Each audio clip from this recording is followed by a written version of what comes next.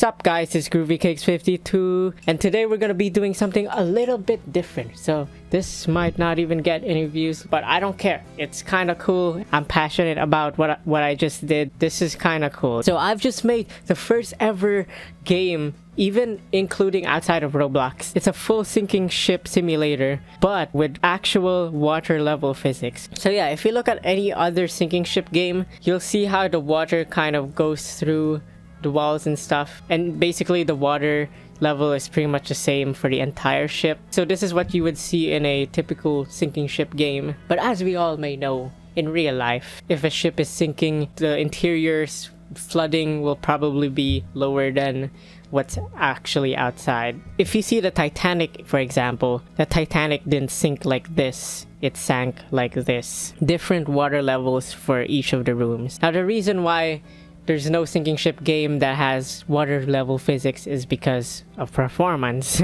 It's a lot for the computer to calculate different water physics for each of the rooms. It's just not that practical. That's why all 3D sinking ship games look like this and not this. So that's why other games just do this, because you don't really have to calculate anything. But I did it anyways. And you know what?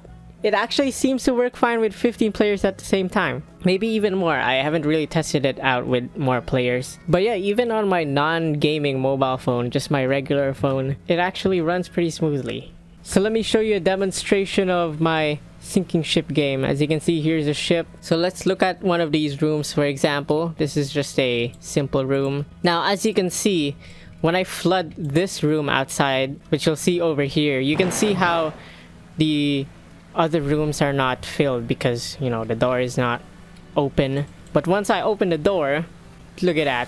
Water rushes in and then the other room floods too. Come on, isn't that cool, bro? And that basically means you can actually survive in one of the rooms of the ship even though it's underwater, as long as you keep the door closed, as you can see. But oh no, realistically, water pressure can sometimes break the glass, and rooms and ship are not made to be watertight because they're not supposed to be underwater in the first place. So sometimes you can get leaks. So as you can see here, this room is fully closed, but you can see water is still coming in a little bit. And of course, like I said, glass can break under water pressure. So oh, did you see that? Look at that, the glass broke. And now, oh no, water is rushing in this room. Unlucky. So yeah, that basically means you can actually kind of control some of the room's water levels by just closing and opening the doors. Like this, for example, you're in a room, you're stuck, and you have nowhere to go. You're like, man, what can I do? I'll just end it now. So you just open the door and you're like, yep, this is my life now. And look at this. This room will only fill up once it's up to there. Look at that, isn't that cool? Here's some more rooms. So this is the captain room, which is already underwater. Now if you've seen the Titanic movie, the glass of the captain room just gives. And you can see this only happens when there's actually water that's filled up all the way to the top outside. Like this scene doesn't exist in any other sinking ship game because it all just looks like this. But here we go. This is the first ever game to achieve this. You can see how outside the glass window, this room is clearly underwater, as you can see. And in a second, the glass should break. Should happen any— oh, there you go. Oh no! The glass broke. The water is gonna rush in. Look at that, dude. You can finally roleplay this scene properly. Alright, let's go with one last room for demonstration. This is the grand staircase of the ship. And if you've seen the scene in Titanic where the glass dome of the grand staircase breaks, that can only happen if there's water above the glass dome. Again, other sinking ship games have to kind of fake this. But now, look at this. You can see how this grand staircase is not filled even though the water level is already above. It only gets filled once you see the water goes over the dome and the glass breaks. And look at that, water can now rush in. And yeah, again, there's water physics, so even though this room is filled, this room will not be filled unless the door is open. Then the water can rush in this room. But yeah, basically with water physics, you can in theory survive just by being in this room, for example. Because, you know, in real life there is a story where someone survived in a sunken ship for 3 days straight. You can basically like experience the horror of that in this game. I don't know, the realistic element of this is just so cool to me. And now here's a time lapse of the cross section of the ship so you can see the water levels in action.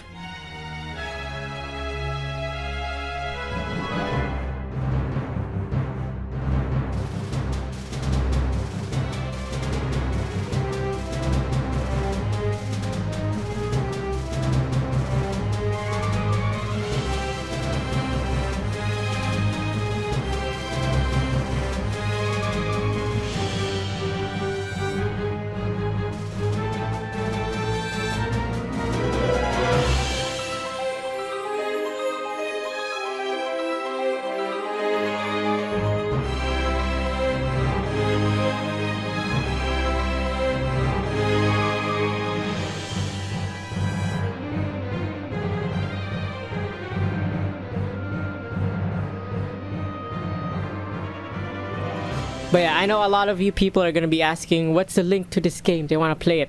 Well, this game is actually out right now. I'll put the link in the description and the pinned comment, so be sure to check it out. Now, if you want to see how all of this works and why I did this, you can stay for the rest of the video. So why am I doing this? Well, I've always been a fan of sinking ships. Not the tragedy, obviously, but kind of the idea of it. I'm sure a lot of you people who saw the Titanic movie as a kid can relate. Now fast forward to 2016, I saw this trailer for a Titanic game called Titanic Honor and Glory, where you get to experience a real-time sinking with NPCs on the ship. That was the original idea, by the way. But here's what sold it for me. See that?